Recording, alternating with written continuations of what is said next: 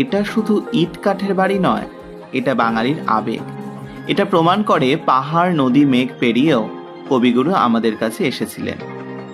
তাই কেউ যদি মেঘালয়ের মেঘ ছুঁয়ে শিলংয়ের ঠান্ডা হাওয়া গায়ে মেখে তারপর শিলচরে নেমে রবীন্দ্র ভবনের দরজায় টোকা দেয়, সে বুঝবে প্রকৃতি আর সাহিত্য কি সুন্দর করে হাত ধরাধরি করে থাকে। বলো। শান্তিনিকেতনে একরকম সৌন্দর্য, শিলচরের একরকম সৌন্দর্য। সত্যি কথা, দারুণ লাগলো। আমি কিন্তু আমি এখানকার পরিবেশ, এত সুন্দর পরিবেশ পাওয়া যায়নি। আমি এখানকার ঘরবাড়িগুলো কিন্তু ঘরবাড়িগুলো অন্যরকম ভেবেছিলাম, কিন্তু না।